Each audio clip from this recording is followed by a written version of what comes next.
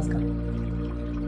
आज जेवण बनवता बनवता तुम्हाला या निर्झरावरती तपस्या करून कशा प्रकारे सप्तचक्र भेदन करायचं, 8व्या चक्रात जायचं आणि 64 तत्व सांभाळायची, 36 तत्व सांभाळायची, 25 गुण सांभाळायचे, पंचेंद्रिय सांभाळायची.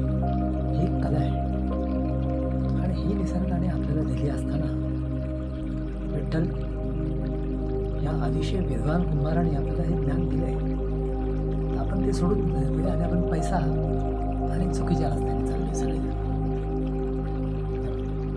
तुम्ही एकदा संसार सोडून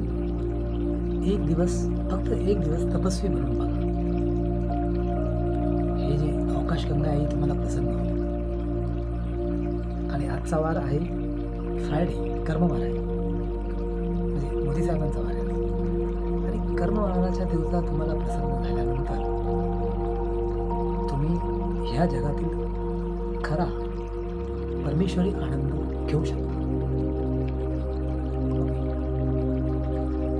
तर आज आपल्याकडे कसं आहे, वेळ फार कमी आहे आणि जास्त संभाषण करता येत नाही, व्हिडिओ जास्त मोठी करता येत नाही, कारण की लेखन कला आणि अपलोडिंग अजून बाकीच आहे. आणि ह्या घरची परिस्थिती एवढी गरीब आहे की आपण वायफाय घेऊ शकत नाही, इथे कलर टी व्ही किंवा लॅपटॉप घेऊ शकत नाही आपण. कारण की जे आपले आर पाटील होते तसे जीवन मी जगत आहे, अतिशय गरीब. मला श्रीमंतीचा कधी ओढ नाही लागली, परमेश्वराची ओढ लागली.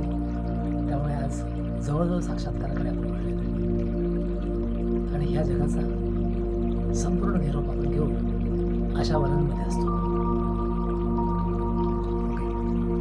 हा संदेश फक्त घाटकोपरसाठी नाही, हा विश्वातील सगळ्या मानवांसाठी, की त्यांनी जागृत व्हा, मानव बना आणि सृष्टीचा चांगला उपयोग करा.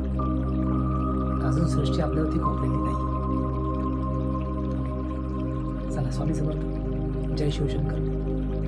विठ्ठलाचा जय जयकार असो. आणि त्याच्याबरोबर आज जे आपले खास पात्र आहे, हिरो आपले, त्या भगतसिंग, राजगुरू आणि सुखदेव यांचा जय जयकार असो.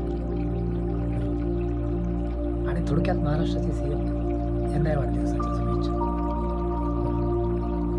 आणि हे योगामध्ये सहज शक्य आहे तुम्हाला, की तुम्ही परमेश्वराचा अत्यानंद हा तुमच्या जीवनात सहज घेऊ शकता. अशी ही शैली आहे देवाची.